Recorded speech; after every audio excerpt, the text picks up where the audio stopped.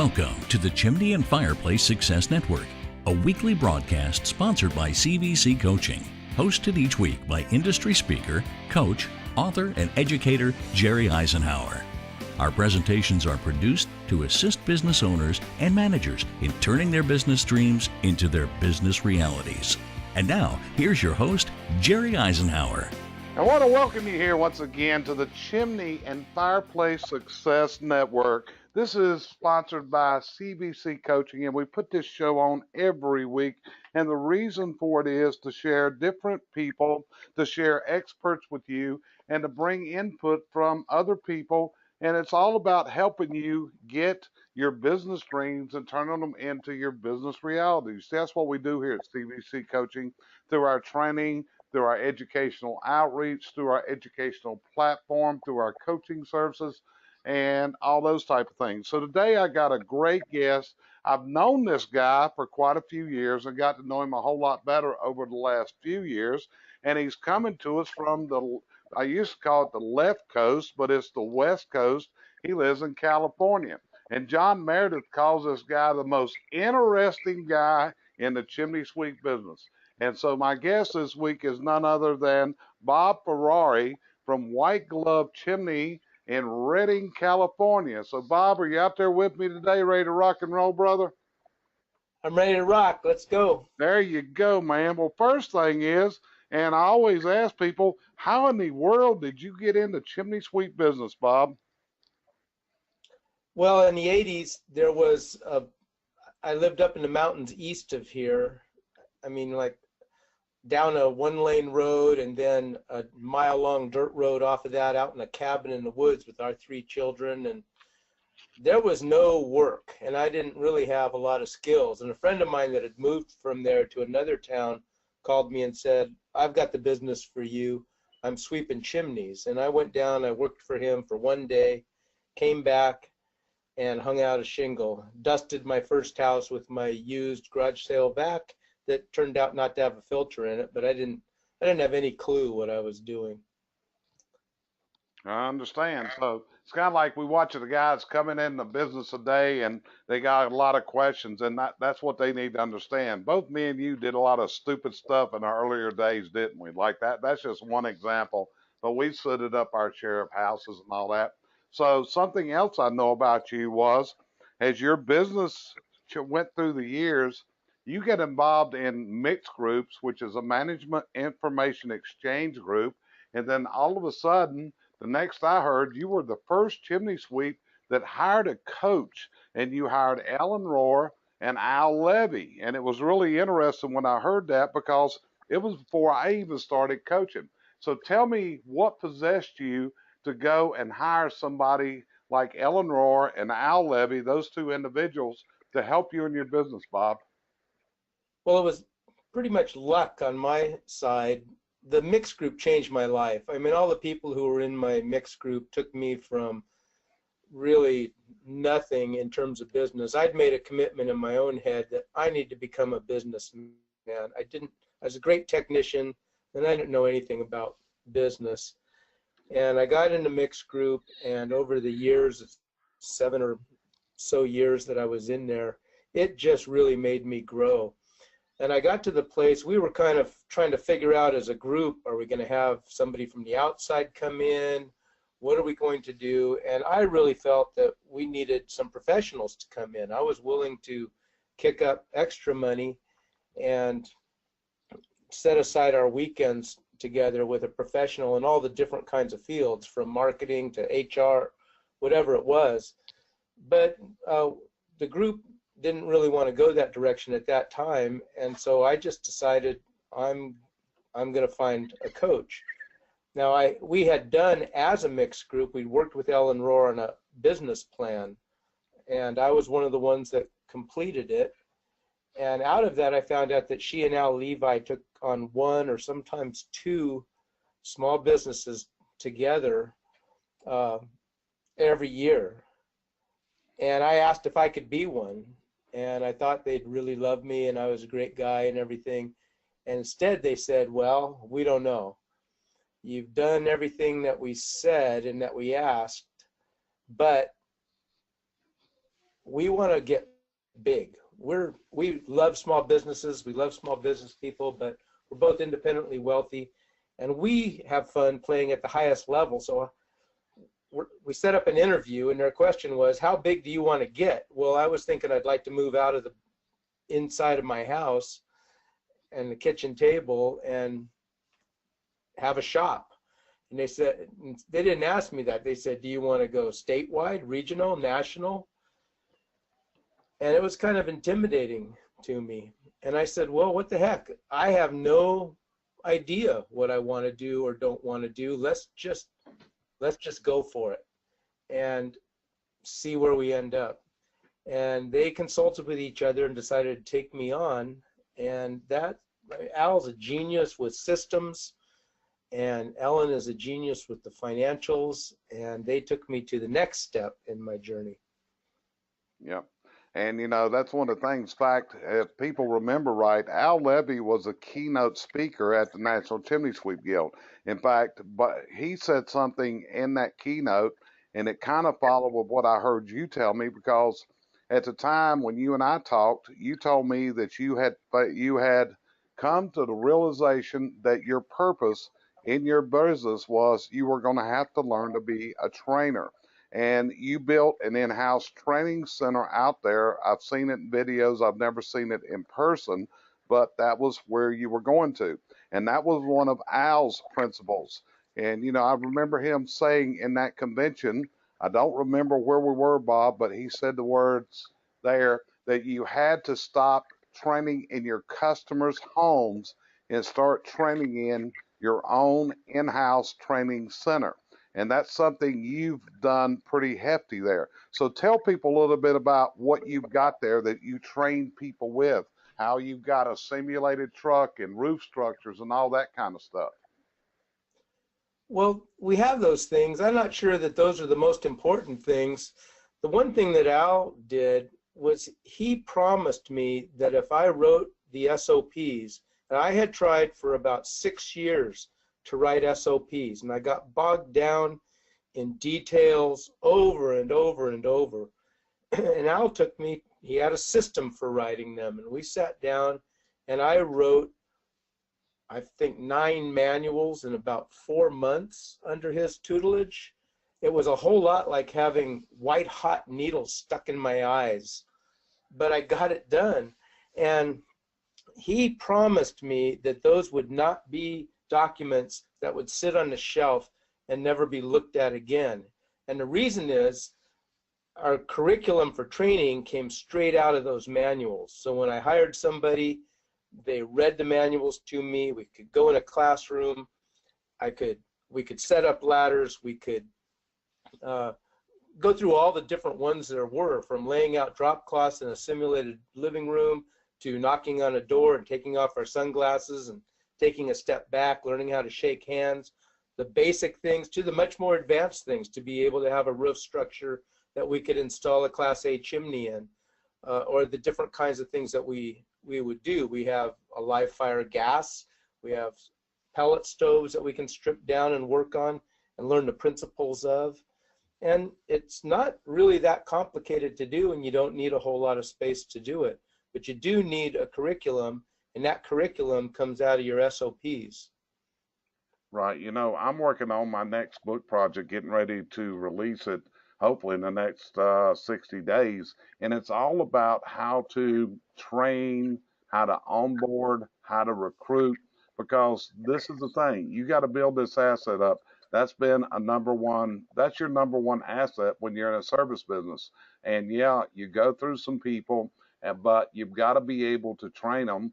And yeah, some aren't going to make it. It's the way it is. So how do you keep yourself up and keep going through this as you go when you know you're training people and then some may fail? How do you keep yourself pumped up, Bob? Well, the vision just has to be further out there than there is today. When I used to be a mountain guide and I would teach orienteering, which was map and compass work, the students typically, they'd get all bound up in whether you should go around this little 20-foot cliff to the right or to the left, and they'd have long discussions, and pretty soon it'd be dark and we'd be down having to cross in the dark. But if they had just lifted up their eyes and looked out at the skyline, they would have seen where the pass is that we were aiming for and just gone for that.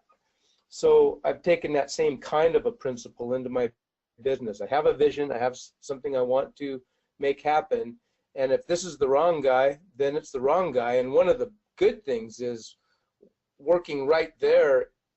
I've had guys come in, we're working on pellet stoves. I try to hire 3 at once and just say, I'm keeping 1 of you. I'd love to do that with 10. Al used to do that with over 30 candidates.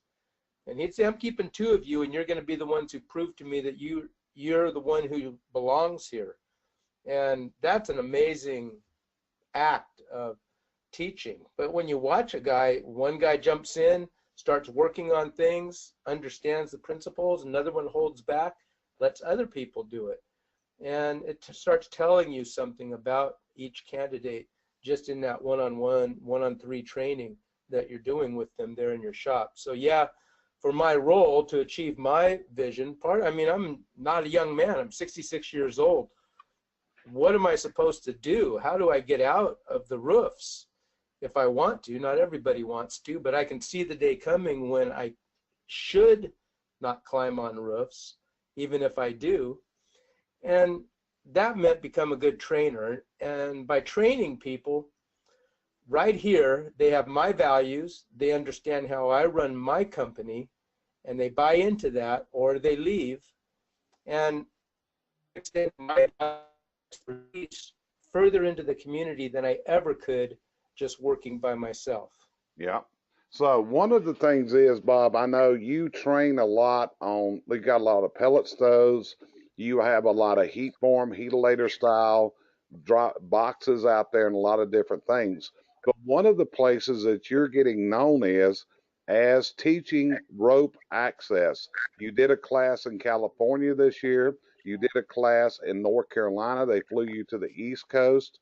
And that seems to be something that has really piqued your interest.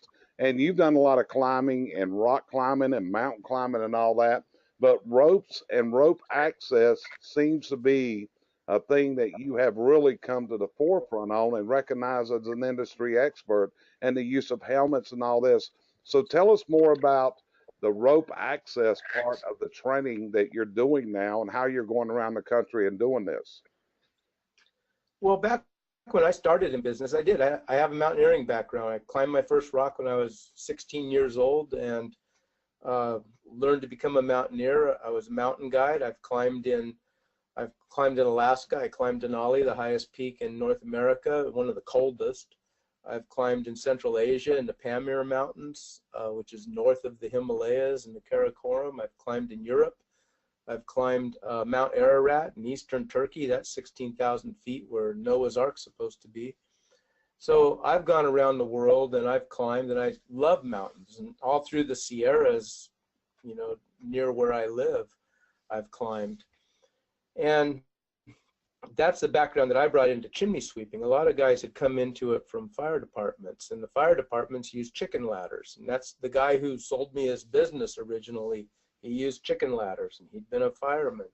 And I didn't like chicken ladders. I thought they were a hassle to get up there and carry around, and I could throw a rope over when I needed it, and I could climb using a rope, and that's what I did.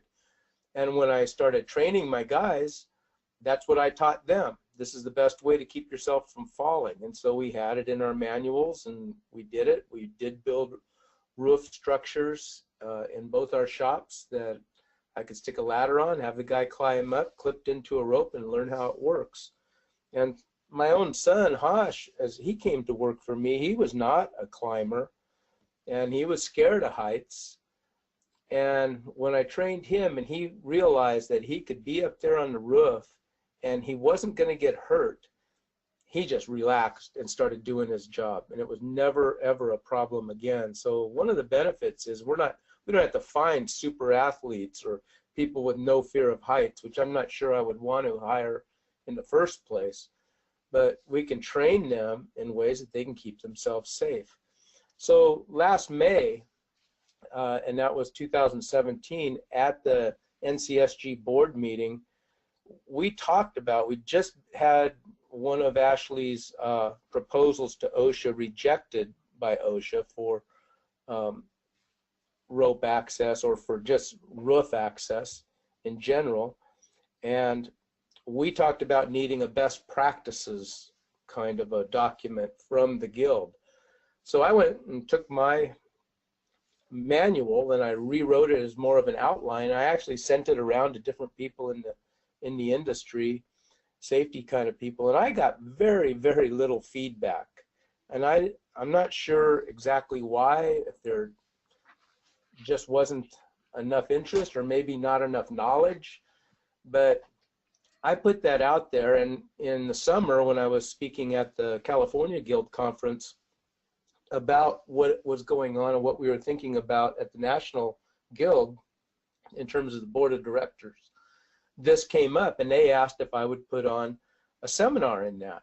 And so in September they came up to my shop in Chico and I put together a climbing rope seminar with 3 hours of classroom and 3+ hours on the ropes on the roof structure, and they absolutely loved it. And probably the best testimony of it is, you know, I realized I can do this, and it was no longer kind of a big mystery. So that's how it started. It just came out and I volunteered to help the California Guild, and from there then I had a company come to call me and said, let me bring my guys and have you train them. I did that in December, and then I went out to North Carolina. I'm supposed to go to Wisconsin. We'll be doing the classroom portion of it in Portland at the convention and orienting people. And I have a little bit of a reputation, I think, as somewhat of a wild man, and I'm not against having that, but I actually know how to do things and organize them and structure them. You don't get up and down some of the big mountains out there. When we climbed Denali, I organized all the logistics for the trip, and one of the things was, if you die on the mountain, what do you want done with your body? Which was a very, very sobering thing to fill out, even though it was just me and 2 friends climbing together. You had a very real possibility of dying if you make a mistake. You could die. So I've done some testing in that. As I got into it, I realized I don't believe all the things out there. As far as what OSHA says, you need a 5,000-pound anchor, and what happens when we start talking about safety, it immediately goes to what does OSHA want, and from there we realize that the imposition of those requirements could stop us from being able to do our jobs, and the conversation kind of stops, and then we don't do anything. And as an industry in general, we still don't do much in terms of roof access safety and keeping our employees and ourselves safe. And one of the largest group of injured workers are self-employed construction workers, which the chimney sweep field falls right smack dead on in the middle of that. And as I've asked, as people have come through my courses, I always ask, how many of you have taken a fall? There's 80% of people have fallen.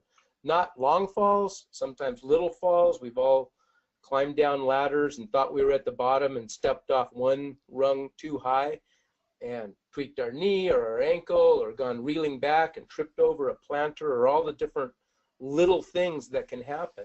It's not, if you're going up on a 3-story Victorian with a 12 and 21 pitch roof, you know it's not safe and you need to do something. But the people that have gotten hurt or have died in our industry have fallen on little single-story houses with 3 or 4 and 12 pitch roofs. They're just nothing, things we don't even think about. Yeah. So go ahead. Yeah, and that's a big thing, Bob. You know, as long as I've been in this industry, and I've had 2 friends now that have lost employees that got killed. And they maybe listen to this, and it's a hard thing for them to talk about. And I've listened to another guy who had one of his employees fallen. So what we're seeing is we're seeing a movement to the use of climbing helmets. This is something that I never realized until about 6 months ago, I was talking to Jim Brewer one day, and I asked Jim, I said, what's the deal with the helmets? Why are you wearing helmets all the time? He said, well, Jerry, it's real simple. When there's a fall, the number one injury is a head injury. It's like, and it just slapped me upside the head. And as I was working as a consultant on the new CSI manual in the last year, that was one of the things that we discussed heavily, and it's in there, which is the use of helmets when you're off the ground. It's becoming more and more widespread that people are starting to use helmets. So the safety gear, the helmets, and I'm sure you've got certain types of gloves and your ropes and all that. Um, those are all the things that are going to make a difference. But it's just like you said, these deaths we've had, it's not been from things you would have thought anybody would have got killed from, and that's the real sad side of it. Absolutely. And helmets, my guys, it's a cultural shift. My guys have had to learn to put on helmets. I've had to learn to put on a helmet. Now, I've rock climbed with and without helmets. I have, but I never mountain bike or even ride my road bike without a helmet. I had a serious accident on my mountain bike going 2 miles an hour, flipped up over, landed straight down on my head. If I hadn't had a helmet, I'd be a vegetable or dead now. I heard the sound of a melon squishing on the asphalt. I didn't know if it was my head or my helmet. I nearly broke my neck, it bent way over, and out of that concussion, I lost my words. I still haven't got them all back. I just lost, I couldn't remember words. I had to do, that happened in a September about 5 or 6 years ago. And that year, I think, I was doing a presentation at, I think it was at National, and I had about a 2-hour presentation. And I thought I was going to have to read it. I couldn't remember my sentences or my words. It was that bad. And if you ever watch the movie Concussion, you'll see it turns your brain right into Swiss cheese. Yep. And so there's a very serious thing, and helmets are the very first and simplest thing to do. And everybody's used to them. We wear them on bicycles, kids wear them skateboarding. It's really not a big step to go to helmets. Yep. So you're going to be presenting your class at the Portland Convention then, am I correct? That's right. Okay. So, and let's take this out. Bob is also, so you're aware, we were looking at CVC coaching for a person that could teach safety and rope access. So this is kind of release of announcing that Bob.Ferrari is now one of our instructors and is going to be presenting, some of his classes are going to be presented on the CVC online seminars, and Bob is also going to be one of our traveling instructors where he can come out and do the hands-on at your place. So Bob, tell people a little bit about your training and what you can do for them if you come out to train at their location. Well, classroom's not enough. This is a hands-on deal. You can actually put yourself in danger by having equipment that you don't really know what the limits are of it or how to use it. So there's a classroom component to get familiar with parts of it and to learn knots and some of the things that we can do in a class. But ultimately, you have to take that right out onto a roof and climb with it. You need to feel how different kinds of harnesses work, how different kinds of rope grabs work, and which ones kind of fit you the best. I teach what OSHA wants, but I also teach what chimney sweeps need, which might not be the same. I think all of us, and OSHA included, want people to be safe, but the worst safety is a bunch of stuff that we never use or never do because it's too much hassle. So I'm trying to bring something down to a real practical level that we can understand and use, because if nobody ever gets hurt, the government's probably never going to give you a phone call. Yeah, that's it. That's the best way to avoid it. So Bob, we're really looking forward. Like I said, we're hoping to have your initial classes up within the next week or two on the rope access and using ropes on roofs, and some more classes after that.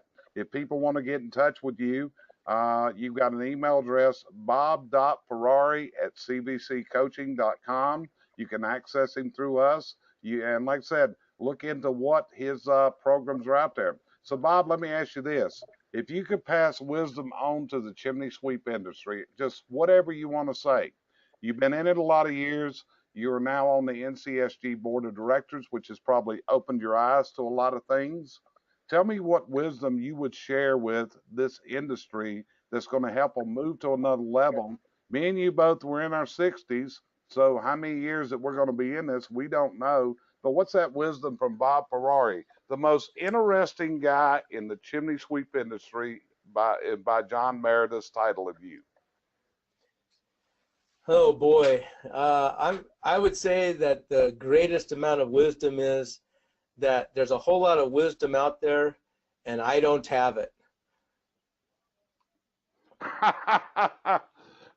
That's got to be a Bob.Ferrari quote right there. After I've seen you do presentations with a knapsack throwing stuff all over the stage, that was not what I expected, Bob. But hey, I'll tell you what, it's just that none of us have it. We're always learning. We have to keep reaching out to the next thing, to the next place, to the next. There's so much to know. The reason that we can't put people together in our business is because we don't really know how chemistry works between people. How do people learn all the different complexities and beautiful complexities that there are in human beings? We don't know. And one part might be how to tie them off on a roof, and another part might be how to get our message to them so they'll buy our services and goods and keep their homes safe.